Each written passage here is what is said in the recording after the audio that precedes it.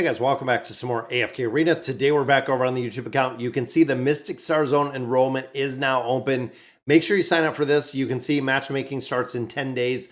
Now, overall, I don't understand the logic with the 10 days before the matchmaking. It's kind of crazy. But overall, with the rewards in here, this is something you want to farm. Now, we know that this is going to be on repeat. Now, a lot of players had a lot of questions about that. The event ends in 20 days. So we will run this iteration of it. Then there should be a third iteration of the Mystic Star Zone because they were coming in threes. And with that third iteration, we should be able to get some more resources. And of course, the majority of players are looking to finish out the chest. That is right. We have the Hero Fragment Choice chest. Now, overall, this is one that you have to farm 20. Once you do get 20, you can pick a hero out of here. We went in here and built out a lot of these heroes, but getting the extra copies out of here are an absolute game changer. And I do have a couple that I've already picked up, which is awesome to see. Now in here, I want to do a couple more summons. We're still trying to get the last copies we need of the dancers. Now overall, again, impact that we're seeing with these, not really a big game-changing hero. So it seems like at this point, a lot of players are just going to be passed on Adrian and Elise because the hero isn't quite having the impact that we thought it would, even at that plus 40 signature item. I have the trial version. It's yielding about 1 billion more damage, which again is not really a game changer and not worth attempting to build another hero up to that 40 signature item. So if you looked and if you noticed from the live stream a little bit earlier today, we made a lot of progression. So we had just entered into 59. As of right now, we are on 59-44. And that yielded us roughly 5,000 diamonds out of there, as well as making some more progression in a couple other parts of AFK Arena. But I want to get 59 done. We want to move into chapter 60, which is going to be kind of crazy to think that we were already 60 chapters in here. Now, of course, we have a lot of events that are going on. We have, again, the Heroes of Espria. Have a couple more days in there, the Poetic Pop Quiz. Make sure you're doing this on a daily basis. Again, it is going to be the accumulation of resources that we are pulling out of these game modes every single day. Now, looking at levels, we are at 858. Now, we talked in depth a little bit more on the live stream today about levels. Now, when it comes to the crystal level, this is really the big driving force when it comes to your campaign progression and also when it comes to making progression within the towers. But there is another caveat, and of course, the game modes like the Heroes of Espria, that right here uses martial ratings. So using martial ratings actually gives you the ability to gain additional levels. This is the reason why when I go in there, we do have levels that are kind of all over the place trying to climb the tower within there. It is important to remember that a lot of game modes do use these martial ratings, meaning that levels are going to have a really big impact in that game mode as well. So as you're focusing on the resonating crystal, and especially as an earlier player, power leveling that resonating crystal does incredibly well, and you can actually build it up pretty quick when you're going in there and when you're looking at the heroes or the levels that you're getting in there. It will allow you to make a lot of progression. Now, before we go and spend these diamonds, I want to make sure that we hop into the shop. We already bought out everything. Now, what we talk about power leveling and when it comes to really power leveling levels is picking up this large hero essence chest. The accumulation of getting these every single day. I know it does run 300 diamonds, but getting these every single day can make a big game changer, as well as the bounty boards. Right here, I didn't refresh any of these. But you can see we got right here, we got 1,800 essence out of here with these two ascended quests we have in the bounty board. So very, very cool to see both of those. All right, let's hop in here. I'm going to use my scrolls, just my regular ones first. And of course, this reset, we were trying to use all of these before we actually got to the reset, because remember, this reset is 30 days, which means since we just had these heroes drop on last Tuesday, they've been up for a week. We're going to have another 2 weeks. We're going to have another hero drop, which is going to be the Graveborn hero, which means now we're essentially one behind where we want to be with these summons. So I'm hoping, again, fingers crossed, that we can pull an elite out of here.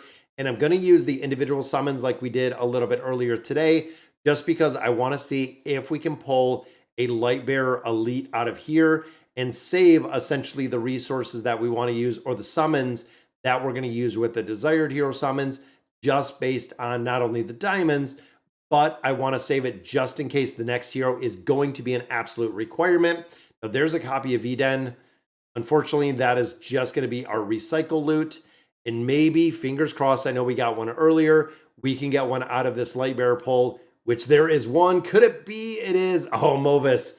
I was hoping, again, that was going to be it. We wouldn't have to summon. Now, right there, we also did pick up some red chests.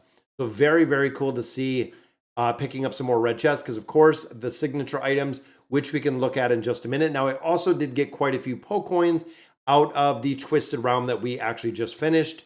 So nothing out of there. So let's hop in. We will drop the hero in here. Fingers crossed, this is going to be the summon, guys. I know we had to be close, which we did not get it there. Let's go ahead and do the individual one. There it is. So we pulled one, and there it is. I'm going to leave this other card that we just literally got right on the table. I'm going to save that one because, of course, with only 7 of 8, we'll be one copy shy, actually, of building that hero out. But this will also give us the ability to save some of those diamonds. So this will take the hero up to the animated avatar, and we will have Meta Ascended, meaning we can drop some furniture on there and just continue the builds. Now, overall, like I had said earlier, don't know if there's going to be a point where we're going to use him because, or use the combination of the two, the dancers, just because I don't know if they're going to have a lot of utility. And again, I don't know if we're going to have to build them to the 40 signature item, which is going to be a little bit more difficult, but let's optimize this. No attributes have changed. Now we already pulled 9,000 Poke coins. Again, we got a lot out of the Twisted Realm. So go ahead, we'll do 3 more in here. And we do have the heroes built in there. And then of course we do have Eugene in there as well. Big question mark still with Eugene and exactly how well he's going to work and the utility that we're going to see with that hero. But there is a copy for Liberta, and there's another copy for Eugene. Then, of course, we get another card on the table. Now, upgrade-wise, like I said with Liberta, I believe we have most of them maxed out, which is this furniture. So I'm just going to continue building these ones up a little bit, maxing them out, and they're close. I mean, we're getting a lot closer with this maxed out furniture. Even looking here, 23, we have 30. So we are only 6 shy, and Liberta is maxed out furniture-wise, which will be the first hero that we ever maxed out with the furniture. And then, of course, Valkyrie, we want to build up a little bit higher. And we still have Vika in there. And overall, we're still, unfortunately, not using Vika at all, short of the tower. But even older formations, not really a lot of utility within the tower. But there we go, guys. The new hero is there. We'll definitely pull some furniture. Might just take a little bit of time, but that will conclude our weekly quest, giving us some more scrolls out of there. And then, of course, some more red chests. And we also do get the animated avatar. Now, for this hero specifically, I don't like this animated avatar at all. I think it would have been cool if they put both of them in there or if they did something. But overall, this is even an animated avatar that I am not going to use at all. I love how Lucius looks with our new frame rate here. But again, looking at that animated avatar, we are not going to be using that at all. Let's go ahead. I don't think I have any chests to pop open. But now remember, we talked about also the plus 40 signature items. So right now we are building out Lucius. We have him at a 38, which is going to be by design. We are waiting to pull more of these epic light emblems. So we actually have the ability to build him up to the 39 and the 40 with these. But at the same time, we are also going to be looking at and working on building out Zamia's signature item. This is going to be the next one. And of course, with this, I am going to spend this very first one. So when you look at building out the signature items, there is a mathematical way to do this. So we are going to utilize this one right here, the Epic Divinity Emblems. We are going to use 1 in 1 single pull only. So boom, we're using 30 of those right there. Then we are switching over to these red emblems or our red chest. We are going to take this all the way to 38. Once we hit 38, we're going to go back to the epic ones. And again, this is kind of by design for where we're at right now. Now we don't want to overbuild it. There we go. So we got it up to a 34. And again, looking at the priority of how we kind of built these heroes and built them up a little bit further. Again, kind of looking at the combat rating is number 1 priority in here. I would say would probably be an awakened hero, either looking at Athalia or Chimera or possibly Liberta to build them out. But we also do have Rem in there. Very, very strong 40 signature items because of course the damage aspect that they do. So this kind of trifecta of these 4 would be a really solid kind of a first build. Now I did build out the awakened version of Belinda because she is a hero that I absolutely love. We built her out of course with a much higher engraving as well as the awakened version of Athelia.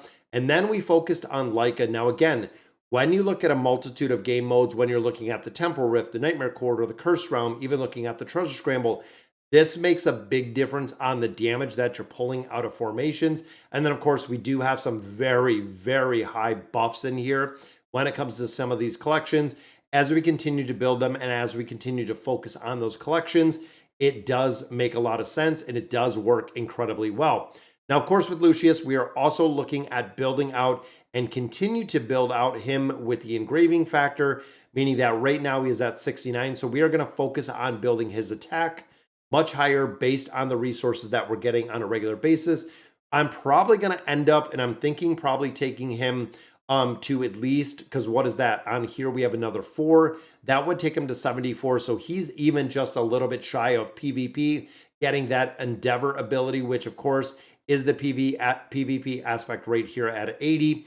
I might just move him up to there because he is the newest Awakened hero. But again, we're going to have to see what those resources look like as we continue to build him out. Now, of course, we built out the defense first because of his SP effect right here. So his defense goes into his attack rating, and then the engraving, we're building out the attack rating. So we're kind of double dipping in there to really boost up all of that. And then we have to get him a really strong collection. I feel like I'm going to go in here and I'm going to build him a really strong collection.